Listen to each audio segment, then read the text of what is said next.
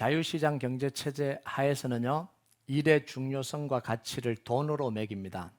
같은 일을 하더라도 누가 했느냐에 따라서, 또는 같은 시간을 해도 무슨 일을 하느냐에 따라서 받는 대우가 달라져요. 이렇게 하다 보니까 돈을 많이 받는 사람들이 더 중요하고 가치 있는 사람일 거다, 이렇게 생각하기가 쉬워요. 근데 정말 그럴까요? 정말 돈 많이 받는 일이 정말 그 가치가 더 있는 일이고, 돈을 많이 받는 사람이 더 중요한 사람이고, 돈을 많이 받는 사람이 더 중요한 일을 하는 사람일까요? 이런 사람들에게 있어서 가장 중요한 일은 뭐냐면 목숨과 관계된 일입니다. 이거보다 더 중요한 일이 없잖아요. 사람의 목숨을 구하는 소방관, 경찰, 군인들보다 훨씬 더 많은 연봉을 받는 사람이 누구냐면 연예 스타들과 스포츠 스타들입니다. 이들이 중요하지 않다는 이야기 아닙니다. 이들이 디스하려고 그런 거 아니에요. 그냥 설명을 하려고 그러는 거예요. 사람의 생명을 직접 다루는 의사들보다 훨씬 더 많은 연봉을 이들이 받아요. 자, 이 말이 무슨 이야기냐면 돈의 많고 적음이 이 인간의 중요도, 일의 중요도, 가치를 결정하는 게 아니라는 걸 지금 이야기를 하는 거예요. 왜냐하면 시장 경제하에서 가치를 결정하는 건 절대적인 기준에 의해서 결정하지 않거든요. 수요와 공급에 의해서 결정합니다. 인기도에 따라서 결정을 하잖아요. 스포츠 스타들이 왜 돈을 많이 받아요? 인기가 있기 때문에 그래요. 여러분, 세상에서요, 정말 가치 있는 일들은 돈으로 계산할 수 없어요. 대충 가치 있는 일들은 돈으로 계산이 가능한데 정말 가치 있는 일들은 돈으로 계산이 안 돼요. 여러분, 어머니의 사랑을 돈으로 매길 수 있나요? 사랑하고 또 아기를 품고 낳고 평생 기른 그 사랑을 돈으로 어떻게 매길 수 있겠어요? 매길 수가 없죠. 이걸 갚을 수 있겠어요? 못 갚는 거죠. 얼마의 보수를 줘야 그 희생과 수고에 대한 대가를 치를 수 있겠냐고요. 사실은 이걸 치른다 그러는 게 모욕적인 겁니다. 자녀들이 엄마 수고했으니까 내가 돈으로 그거 다 보상할게. 얼마면 돼? 이러면 화가 나죠. 돈을 좋아하십니까? 그래도 돈 주면 좋겠네. 가치가요, 이게 안 되는 거예요. 매길 수가 없어요.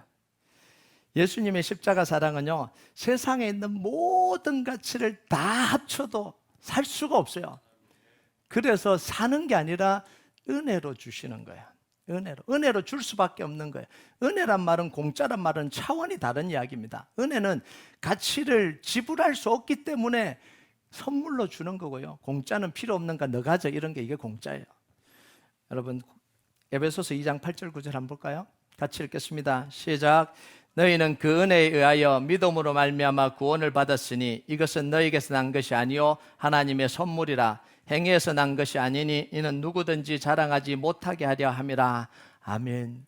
그래서 예수님을 소유하고 있으면요, 세상의 모든 걸 다 소유하는 겁니다. 아멘 하십니까?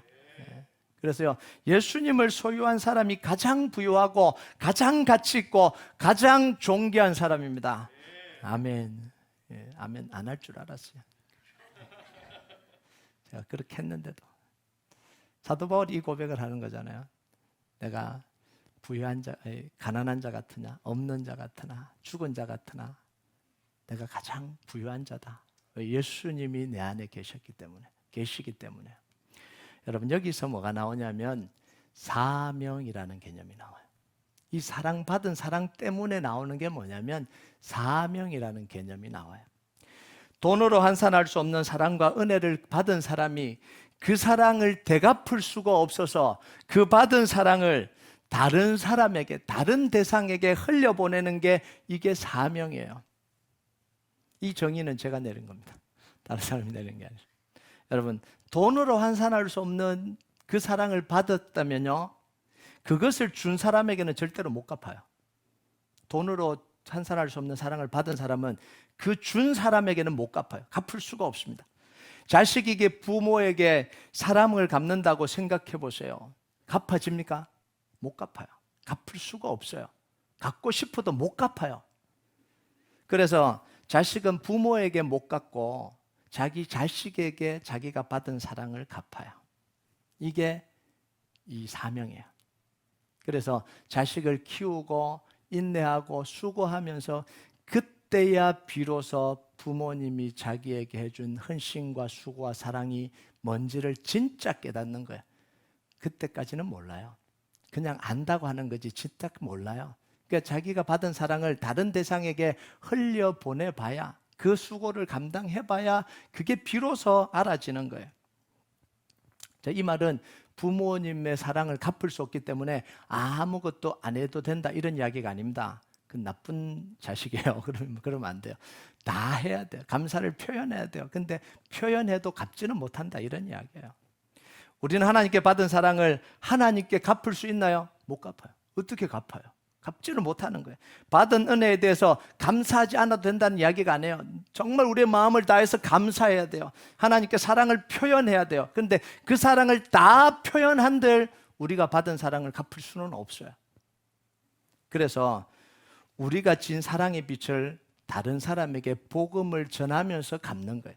하나님께 갚을 수 없기 때문에 내가 받은 이 구원의 은혜, 복음을 다른 사람에게 갚으면서 전해요. 그게 사랑받은 사람들이 당연히 살아야 될 삶의 모습입니다. 그게 당연하게 살아야 될 삶의 의무고요. 그래서 그게 사명이 되는 거예요. 여러분 요한일서 4장 10절 11절 한번 볼까요? 같이 읽겠습니다. 시작. 사랑은 여기 있으니 우리가 하나님을 사랑한 것이 아니요 하나님이 우리를 사랑하사 우리 죄를 속하기 위하여 화목제물로 그 아들을 보내셨습니다. 사랑하는 자들아, 하나님이 이와 같이 우리를 사랑하셨은즉 우리도 서로 사랑하는 것이 마땅하도다. 자, 이 마땅하도다가 사명입니다. 여러분, 부모에게 사랑받은 우리가 부모가 됐는데 자식을 사랑하는데 내가 왜 너를 사랑해야 돼? 이렇게 이야기하는 사람이 있어요. 당연히 자기 자식을 사랑하잖아요. 이게 뭐냐면 내가 받은 사랑 때문에 당연히 주는 게 맞다라는 게 이게 본능적으로 인식이 돼 있는 거죠. 그러면 하나님의 그것보다 더 큰 하나님의 사랑을 받았다면 그 사랑을 전하고 사는 게 이게 너무나 당연한 거잖아요.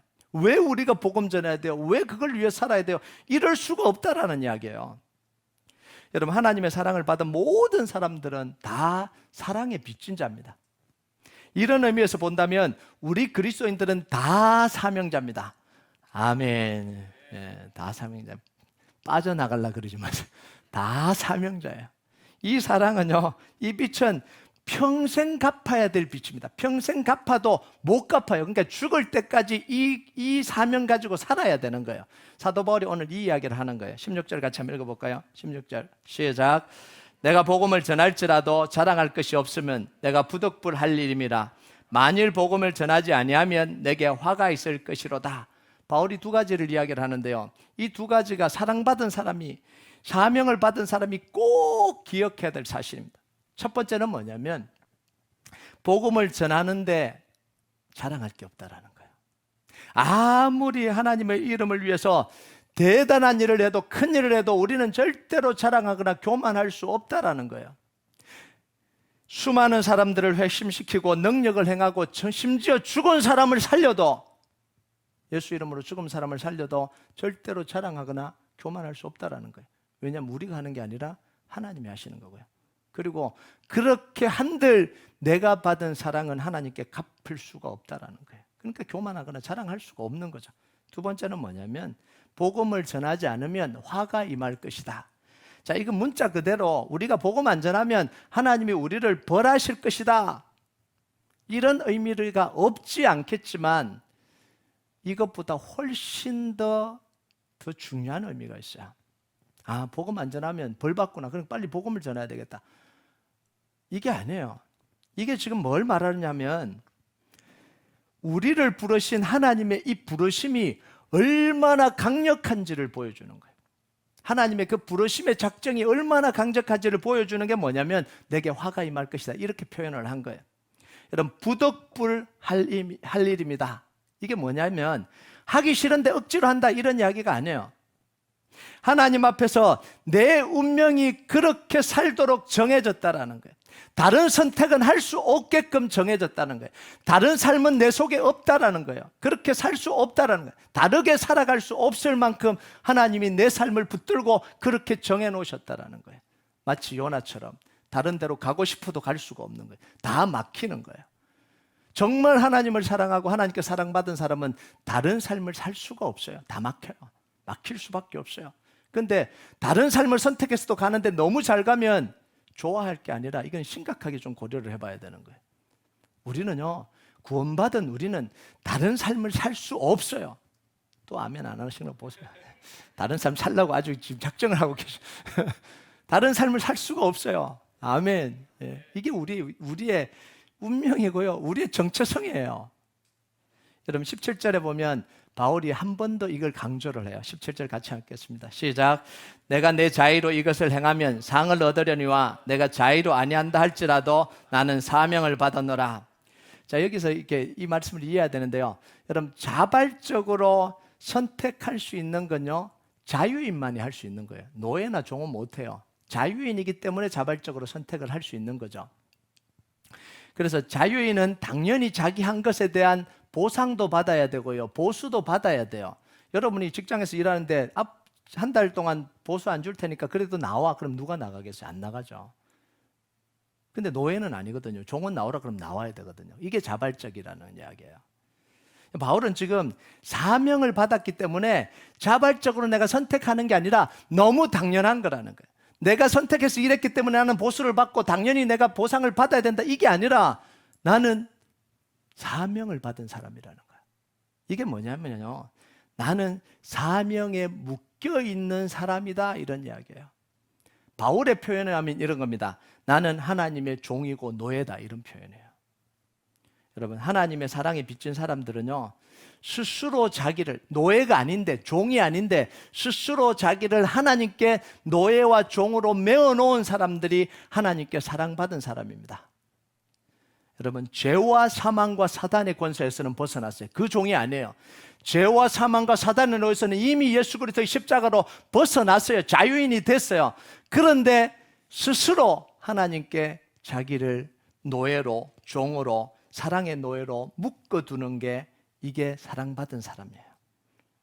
그럼 마태복음 11장 28절에 30절 한번 볼까요? 같이 읽겠습니다. 시작. 수고하고 무거운 짐진 자들아 다 내게로 오라. 내가 너희를 쉬게 하리라. 나는 마음이 온유하고 겸손하니 나의 멍에를 메고 내게 배우라. 그리하면 너희 마음이 쉼을 얻으니 이는 내 멍에는 쉽고 내 짐은 가벼움이니라. 자, 예수님 뭐라고요? 우리 짐을 다 벗겨주셨어요. 죄의 짐, 무거운 짐, 이 고통의 짐 다 벗겨주셨어요. 그러면서 뭐라 그래요?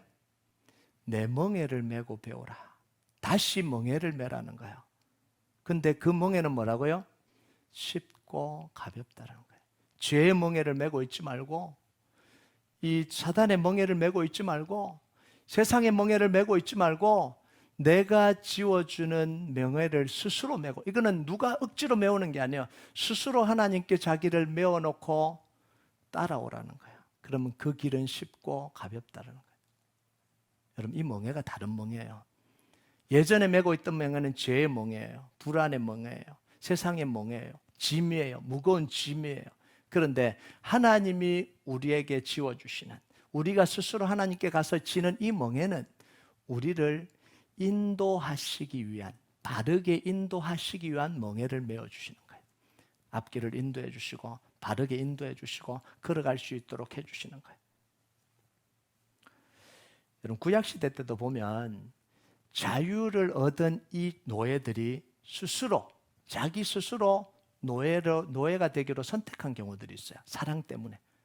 여러분 한번 볼까요? 출애굽기 21장 5절에서 6절 같이 읽겠습니다. 시작.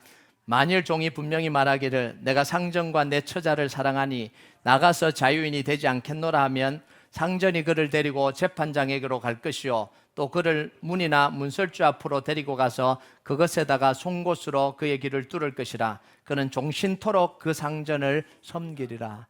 자, 이걸 이해하기 위해서는 이스라엘 백성들의 노예법을 조금 이해를 해야 되는데요, 하나님은 기본적으로 이스라엘 백성들 사이에 노예를 허락하지 않았습니다. 이게 기본적인 이 원리예요.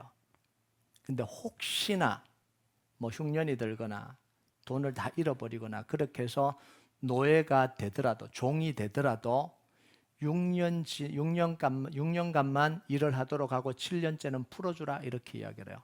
그리고 노예로 일할 때도 노예로 부리지 말고 형제처럼 대우하라 이렇게 이야기해요. 그리고 6년이라고 나가면 그냥 빈손으로 보내지 말고 수고했기 때문에 챙겨서 보내라. 이게 기본적으로 하나님이 이스라엘 백성들에게 주신 명령입니다.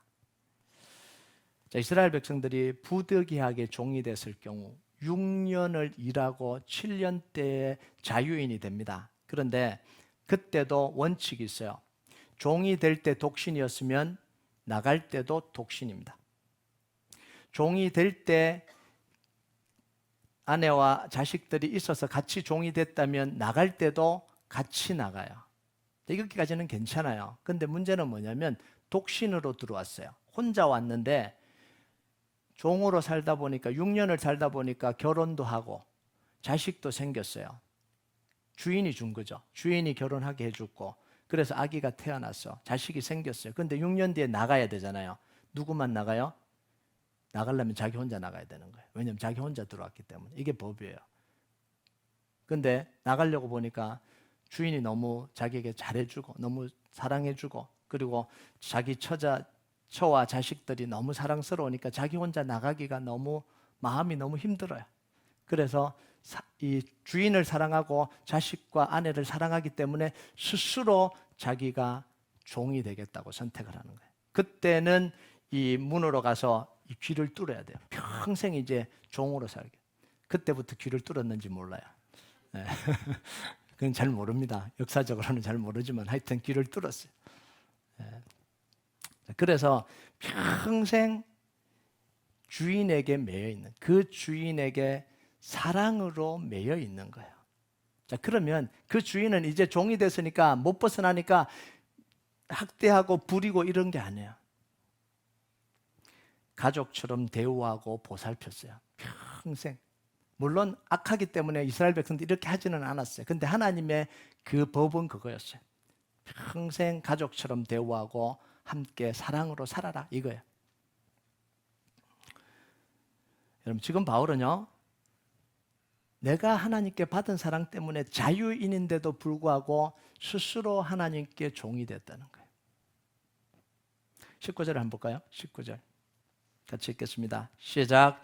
내가 모든 사람에게 자유로우나 스스로 모든 사람에게 종이 된 것은 더 많은 사람을 얻고자 함이라.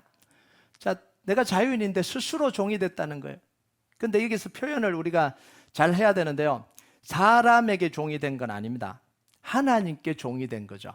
하나님의 종이 돼서 더 많은 사람에게 복음 전하기 위해서 그들의 수준이 됐다는 거지 그들의 노예가 되고 그들의 종이 됐다라는 게 아닙니다. 그래서 이걸 잘 적용해야 되는데요. 교회 안에 장로님은 하나님의 종이에요. 그러니까 우리 종이에요. 왜 이거 안 했어요? 저거 하세요. 장로님이라면 이거 해야 되죠. 여러분 절대로 사람은 사람의 종이 될 수 없어요. 하나님을 사랑하기 때문에 스스로 섬기는 거지. 그래서 누구에게 나를 섬기라고 명령할 수 없어요. 요구할 수 없습니다. 가지장님이니까 이거 하세요. 그럴 수 없어요. 그건 우리에게 허락된 게 아니에요. 가지장님들이 자발적으로 하나님을 사랑하기 때문에 섬기는 거지. 가지장님이 이것도 안 하고 저것도 안 하고 저것도 안 하고 왜 가지장님 아무것도 안 하세요? 이건 있을 수가 없는 일이에요. 장로님이 이것도 안 하고 저것도 안 하고 저것도 안 하고 그게 무슨 장로님이에요? 우리 교회에서는 아무도 그러지 않지만 앞으로도 계속 안 그러시길 바랍니다. 예, 목사님이 그러면 안 돼요. 예, 그러지 마세요. 예, 안 그러실 줄 믿습니다. 예, 예, 또 아멘 안 하는 거 보세요. 그러려고 지금 속에 지금 쌓인 게 하나 있는데 하나 지금 말을 해야 되는데 지금 예, 그런 거 아니시죠? 예, 그래서 20절과 22절, 20절에서 22절까지 보면 그 이야기를 해요. 유대인들에게는 유대인처럼 됐다. 법 아래 있는 사람에게는 율법 아래 있는 사람처럼 됐다. 율법 없는 사람에게는 내가 율법 없는 사람처럼 됐다. 연약한 사람에게는 내가 연약한 사람처럼 됐다. 이렇게 바울이 이야기를 해요. 근데 여기서 자칫 잘못하면 합리화와 핑계가 나와요. 변명이 나옵니다. 내 유불리에 따라 귀회주의처럼 행동하면서 바울도 그랬잖아. 이렇게 이야기를 해요. 근데 그거는 바울은 그렇게 한 게 아니에요. 바울은 정확한 기준이 있었습니다. 볼래요? 20절에 보면 나는 율법 아래 있지 아니하나 이렇게 이야기해요. 그런데 율법 아래 있는 자처럼 됐다. 내가 하나님께 율법 없는 자가 아닌데 율법 없는 자들에게는 내가 율법 없는 자처럼 됐다, 이런 이야기예요. 이게 무슨 이야기냐면 바울은요 뭐냐면 나에게는 분명한 기준도 있다라는 거예요. 내 취향도 있다라는 거예요. 내가 원하는 것도 있다라는 거예요. 없는 게 아니에요. 분명하게 있다라는 거죠. 그럼에도 불구하고 내가 그들에게 맞추었다, 이런 이야기예요. 내 원하는 데 따라 이렇게 하고 저렇게 이렇게 행동한 게 아니라 나의 분명한 기준이 너무 분명해요. 그럼에도 불구하고 내가 복음을 전하기 위해서 그들에게 맞추었다라는 거예요. 왜요? 복음이 중요하니까. 내가 하나님께 종이 됐기 때문에. 내 기준과 원칙에 의하면 그렇게 행동하는 게 힘든 일이고 그렇게 되는 일이 나에게는 불명예스러운 일인데, 수치스러운 일인데, 그렇게 해서라도 몇 사람을 구원하는 것이 하나님께 명예가 되기 때문에, 나에게는 불명예인데 하나님께는 명예가 되고 하나님께는 영광이 되기 때문에 내가 그렇게 했다라는 거예요. 이게 바울의 진심이에요. 여러분, 종은요 자기 생각이 있을까요, 없을까요? 제 질문을 잘못했습니까? 종은요 자기 생각이 있을까요, 없을까요? 있어요. 싫은 거 있을까요, 없을까요? 있어요. 자기가 좋아하는 거 있을까요, 없을까요? 있어요. 없는 게 아니에요. 없으면 얼마나 편할까요? 있어요. 그런데 주인이 보내요. 너 저 집에 가서 뭐 하고 와라. 그 집 가기 싫은 집이거든요. 가기 싫은 집 있을까요, 없을까요? 있어요. 없는 게 아니에요. 그 집에 가면 내가 수치스러워요. 그 집에 가면 내가 불명예해요. 그럼에도 불구하고 주인이 영광스럽기 때문에, 내가 그 심부름을 해야 주인이 영광을 얻기 때문에, 그래서 가는 게 그게 종이에요. 여러분, 바울의 삶의 행동과 기준은요 그게 뭐냐는 거죠. 자기가 원하는 것, 자기의 유불리가 아니라 복음입니다. 복음이 어떻게 되냐, 이게 바울의 삶의 기준이었어요. 여러분 23절을 한번 볼까요?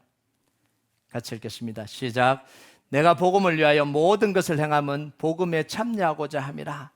바울이 가장 원했던 건 뭐냐면 그 복음에 나도 참여하고 싶다는 거예요. 내 영혼을 구원해 주신 그 주님의 사랑, 그 복음 전하는데 나도 참여하고 싶다는 거예요. 이것을 위해서 내가 복음의 빚진 자가 되었고, 이것을 위해서 내가 사슬에 매인 죄수가 되었고, 이것을 위해서 내가 하나님의 종이 됐다는 거예요. 기준이 뭐냐면 복음이 전해지는 것, 그 복음을 위해서 자기의 모든 인생의 방향을 정했다라는 거예요. 여러분, 하나님의 사랑을 받고 하나님의 사랑에 빚진 우리는요 인생의 방향이 단 하나밖에 없어요. 다른 선택을 할 수 없어요. 그게 뭐예요? 복음 전하는 거예요. 다른 방향이 있을 수가 없어요. 그래서 그 복음 전하기 위해서 우리가 스스로 하나님께 종이 되고 매이고 죄수가 되고, 자, 그러면 옳거나 하나님이 그래 오늘부터 너는 내 죄수야, 하나님이 종으로 취급하고 노예로 취급하고 그렇게 하실까요? 아니요. 하나님 우리를 가장 존귀한 자로 여겨주세요. 친구로 여겨주시고요 평생을 인도해 주십니다. 우리는 스스로 하나님께 종이 되고 노예가 되고 그렇게 매여놓고 살아간다 그럴 때, 하나님은 우리에게 뭐냐면 가장 존귀하게 여겨주시는 거예요. 친구로 여겨주시고 우리 인생을 인도하시되 평생을 인도해 주시는 거예요. 이게 사랑의 관계예요. 이게 사명으로 살아가는 사람과 하나님과의 관계예요. 여러분, 세상 사람들은요 고민은 뭘 먹고 살까, 이게 세상 사람들의 가장 근본적인 고민입니다. 당연히 돈에 매여 살 수밖에 없어요. 돈의 노예가 될 수밖에 없습니다. 이런 표현들 다 듣고 싶지 않지만 본질이 그거예요. 나타나는 현상이 그거잖아요. 그래서 돈이 되는 거면 뭐든지 합니다.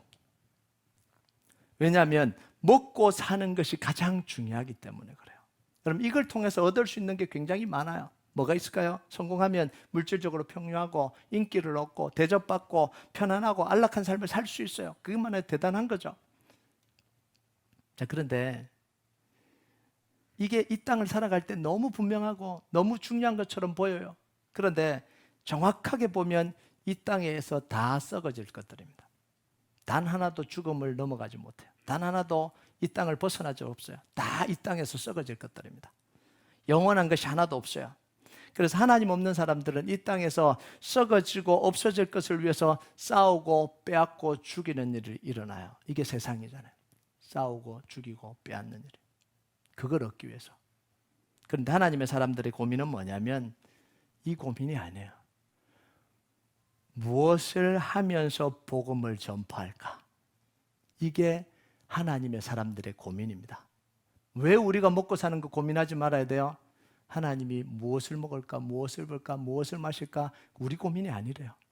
하늘에 계신 하나님 아버지가 다 책임지신대요. 아멘 하십니까? 이게 우리의 고민이에요. 그래서요, 구원받은 사람들에게 직업은 돈을 많이 벌기 위한 수단이 아니에요. 여러분, 돈 많이 벌지 말라는 이야기 아닙니다. 여러분, 돈 많이 버시기 바랍니다. 여러분이 사업과 직장과 그걸 통해서, 여러분의 수고를 통해서 돈을 많이 버시기 바랍니다. 부자 되세요. 축복하는 겁니다. 반어법 아닙니다. 진짜 축복하는 거야. 많이 버세요. 부자 되세요. 그런데 그걸 목적으로는 삼지 마세요. 그게 목적이 아니에요. 그럼 우리에게 주신 직업은 왜 주신 거예요? 복음을 전할 수 있는 도구로 주신 거예요. 이게 직업이에요. 돈 많이 벌라고 준 게 아니라 복음을 전할 수 있는 도구로 주신 게 이게 직업이에요. 이걸 바르게 이해한 사람들의 이 인생과 사업을 하나님이 축복해 주시는 거예요. 여러분, 우리가 기도할 때도요, 바르게 이해하고 기도해야 돼요. 무조건 하나님 축복해 주세요. 무조건 돈 많이 벌게 해주세요. 무조건 잘 되게 해주세요. 이거 평생 기도해도 소용없어요. 하나님 안 들어주시니까. 그 방향으로 하나님 역사하지 않으니까요. 그러니까 내가 직업을 왜 가지고 있고 왜 해야 되는지를 정확하게 이해하고 그 직업을 통해서 하나님이 하실 일이 뭔지를 정확하게 이해하면 하나님이 응답받는 기도를 정확하게 할 수 있는 거죠. 그 기도에 하나님 바르게 응답해 주시는 거예요. 여러분, SNS에서 이 글인데요, 어떤 분이 나눈 걸 제가 좀 소개를 합니다.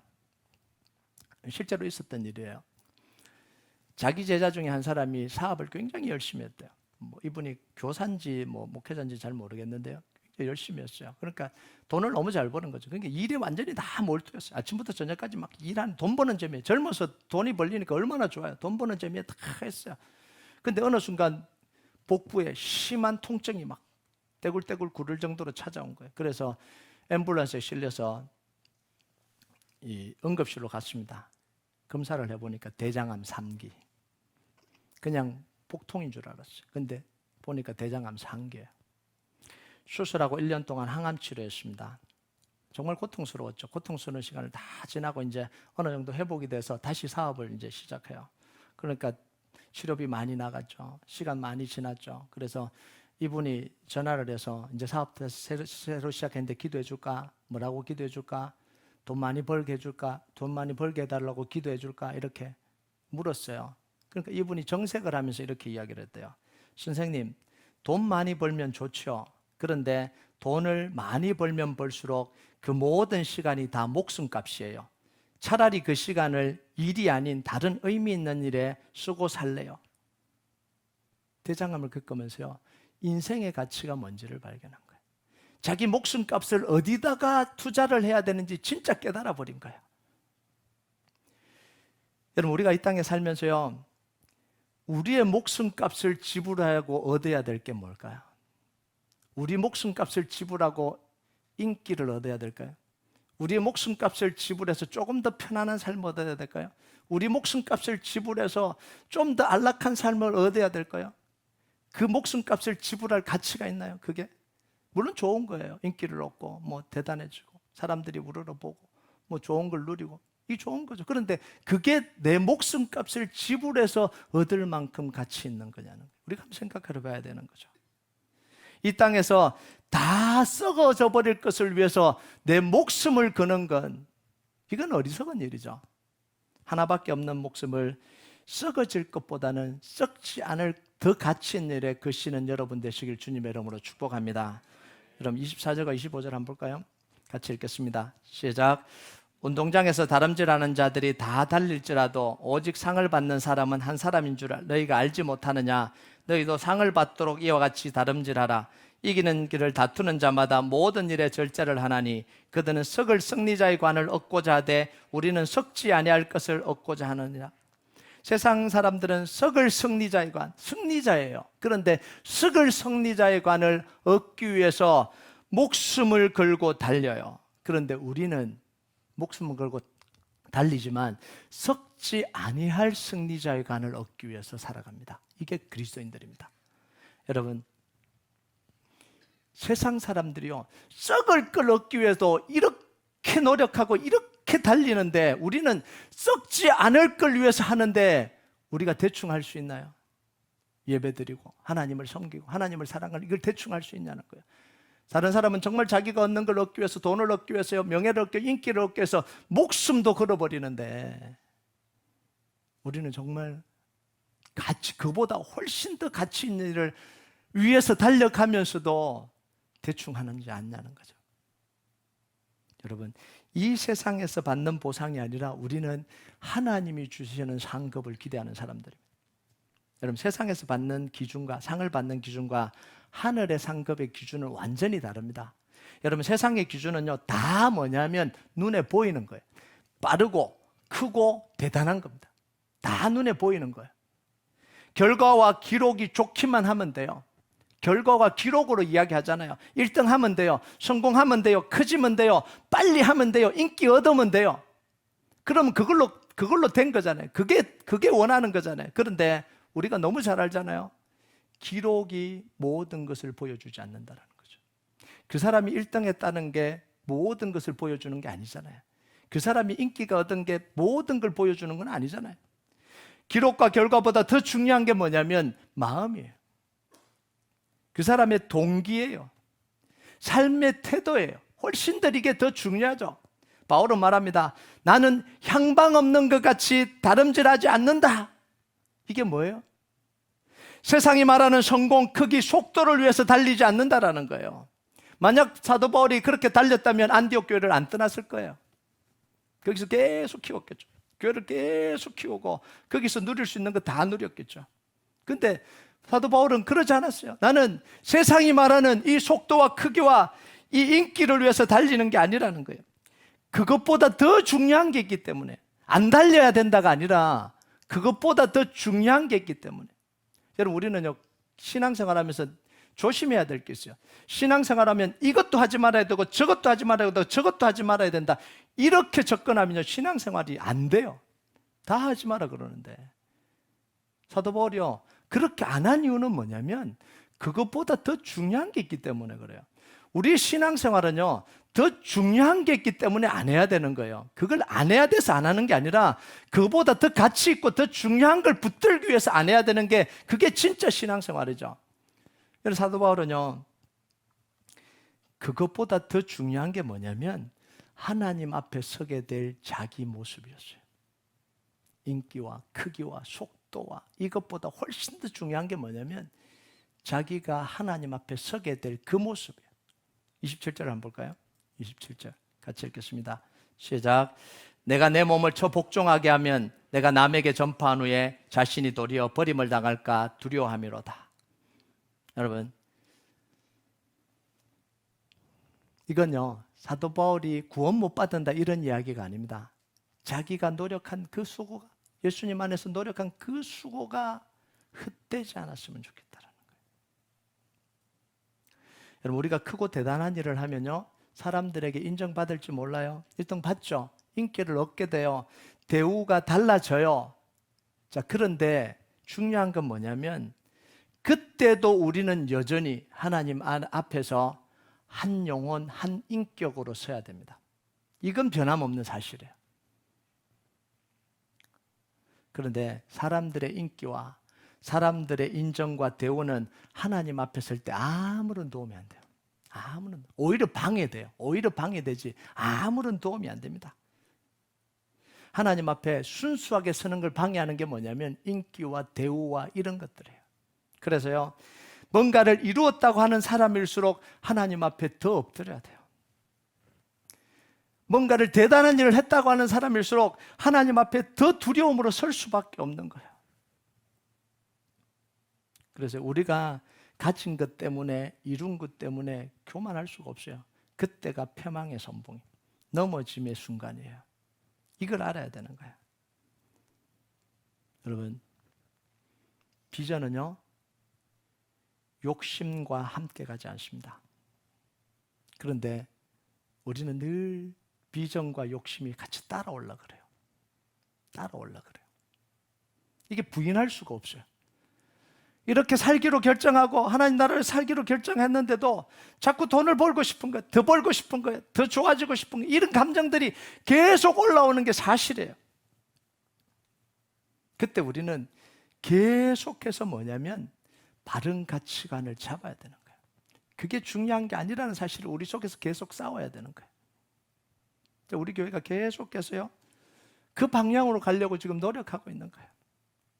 커지고 인기를 얻고 대단해지고, 이 방향이 아니라 정말 하나님의 복음을 전하는 방향으로 가기를 갈망하고 기도하고 있는 거죠.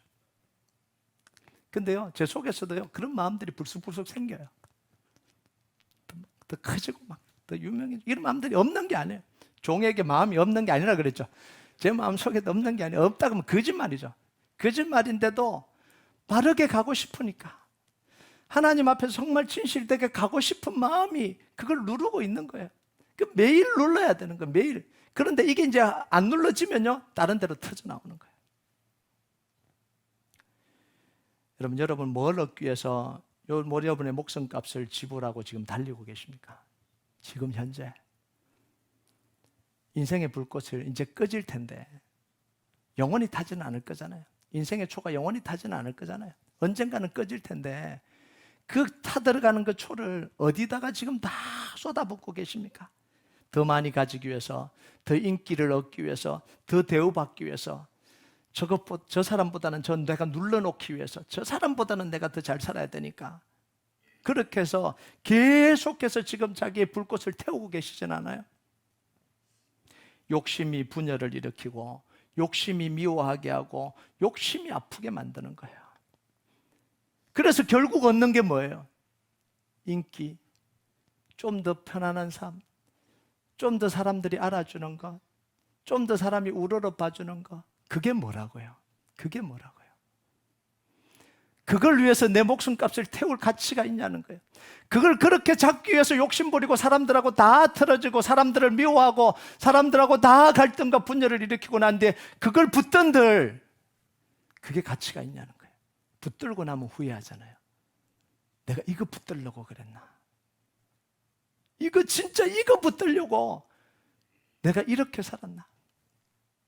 여러분, 제가 하는 이야기는요, 좋은 집 사지 마라, 좋은 차 타지 마라, 좋은 가방 들고 다니지 마라, 돈 많이 벌지 마라, 이런 이야기가 아니에요. 있는 차 다 팔고 다 중고차로 살아, 메이크 다 팔고 다 그렇게 살아, 이런 이야기가 아니에요.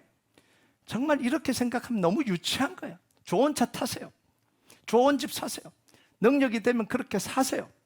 근데 능력 없는데 그렇게 살라고 발버둥 치지는 마세요. 막 빛을 내서. 그건 아니에요. 근데 하나님이 준 축복이 있으면 그렇게 사세요. 그렇게 당당하게 사세요. 그거는 죄가 아니에요. 그런데 목표를 그곳에다 두지 마세요. 제 목표는요, 제가 처음으로 공개하는데, 가난한 성자가 되는 게 제 목표가 아닙니다. 저 성자 만들려고 그러지 마세요. 저 성자 아니에요. 성자 죽어도 성자 못 됩니다. 제 목표는요, 말씀대로 살아가는 게 목표예요. 하나님이 축복 주신 대로 갈 거예요. 성자 만들려고 그러지 마세요. 우리 목사님은 성자야. 절대 그렇게 안 살 겁니다. 성자로 안 살 거예요. 하나님이 말씀 주시고 사명 주시는 대로 우리가 살아갈 거예요. 제가 뭘 이야기하냐면, 큰 차 안 탄다 그래서 신앙적인 게 아니에요. 작은 집에 산다고 신앙적인 게 아니에요. 정말 우리의 인생의 방향과 목표가 뭐냐가 중요한 거죠. 그걸 위해서 내가 뭘 하느냐가 중요한 거죠. 이걸 위해서 살자는 거죠. 여러분, 우리 인생이 다 하는 날 썩어지고 없어질 것을 위해서 달리지 말자는 거예요. 그때 가서 후회하지 말자는 거예요. 내가 원하는 걸 붙들고 난 뒤에 후회하지 말자는 거예요. 이거 붙들려고 내가 그랬냐는 거예요. 기껏 이거 붙들려고 내 시간 다 허비하고 기껏 이거 붙들려고 사람들하고 다 틀어지고 사람들하고 미워하고 그렇게 살았나? 그건 하지 말자라는 거예요. 그러려면 날마다 나를 초복종시켜야 되는 거예요. 정말 가치 있는 일이 뭔지를 다시 고민하고 다시 기도하고, 내가 아무리 인기를 얻었고 아무리 내가 커지고 아무리 부자가 돼도 결국은 나는 하나님 앞에서 내 영혼과 인격으로 서야 된다는 그 사실을 잊어버리면 안 되는 거예요. 그걸 위해서 우리가 기도하고 엎드리는 거죠. 여러분, 이렇게 살 때 하나님은 우리에게 힘 주시고 인도해 주시고 우리의 인생의 마지막 날을 가장 영광스럽게 해주실 겁니다. 여러분, 여러분의 인생이, 저와 여러분의 인생이, 우리 교회의 인생이 정말 사랑받은 그 사랑을 전하기 위해서 복음 전하는데 모든 포커스가 맞춰서 믿음으로 걷는 인생 되길 주님의 이름으로 축복합니다. 우리 같이 찬양하도록 하겠습니다. 이 찬양 하나님 앞에 올려드립시다. 주 부르심 따라 예수 이름 부르며 나의 인생을 드렸네. 사람들 이해 못하고 결과 어떠하든지 주만 따라가길 원했네. 이제와 돌이켜보니 그저 부끄러울 뿐 모두 다 주의 은혜라. 벼랑 끝에서 나를 주의 손이 이끌어 여기까지 인도하셨네. 하나님의 사랑 떠나지 않고 날 떠나지 않고 끝까지 사랑하셨기에 오직 예수와 십자가만 바라보며 나의 생명 아낌없이 드리기를 원하네. 우리가 이 고백 하나님 앞에 좀 같이 올려드리겠습니다.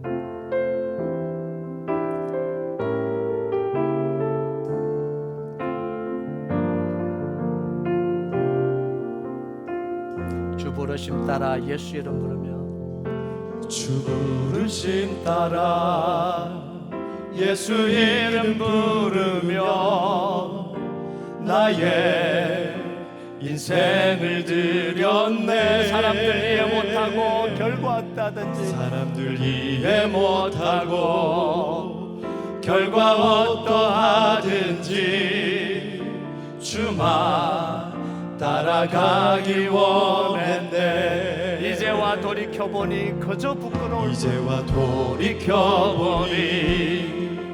그저 부끄러울 뿐 모두 다 주의 은혜라. 벼랑 끝에서 나를 주님의 손이 끌어 벼랑 끝에서 나를 주의 손이 이끌어 여기까지 인도하셨네. 하나님 사랑 날 떠나지 않고 하나님 사랑 날 떠나지 않고 끝까지 사랑하셨기에 끝까지 사랑하셨기에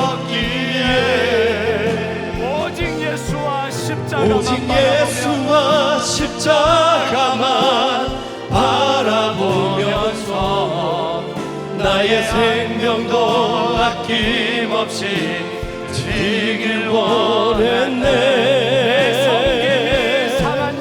내 섬김이 상한 영혼 일으켜 다시 살게 하는 섬김이 되기. 주배 올 때 착한 일꾼이라 칭찬받기나 원하네. 다시 한번 고백합니다. 주 부르심 따라 예수 이름 부르며 주 부르심 따라 예수 이름 부르며 나의 인생을 드렸네. 사람들 이해 못하고 결과 어떠하든지 주만 따라가기 원했네. 이제와 돌이켜보니 그저 부끄러울 뿐 이제와 돌이켜보니 그저 부끄러울 뿐 모두 다 주의 은혜라. 벼랑 끝에서 나를 주님의 손이 끌어 끝에서 나를 주의 손이 이끌어 여기까지 인도하셨네. 하나님 사랑 날 떠나지 않고 하나님 사랑 날 떠나지 않고 끝까지 사랑하셨기에 끝까지 사랑하셨기에 오직 예수와 십자가만 오직 바라보며 예수와 십자가만 바라보면서 나의 생명도 아낌없이 드리길 원했네. 내 기도가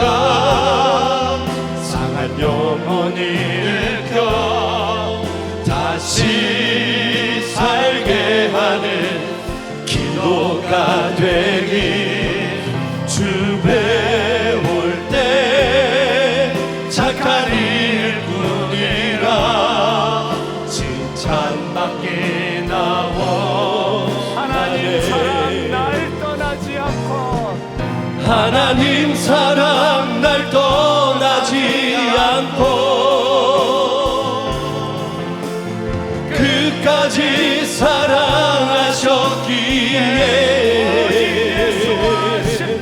오직 예수와 십자가만 바라보면서 나의 생명도 아낌없이 드리길 원했네. 내 섬김이 상한 영혼 일으켜 다시 살게 하는 섬김이 되기. 주 배울 때 착한 일꾼이라 칭찬받기나 원하네. 착한 일꾼이라 주 배울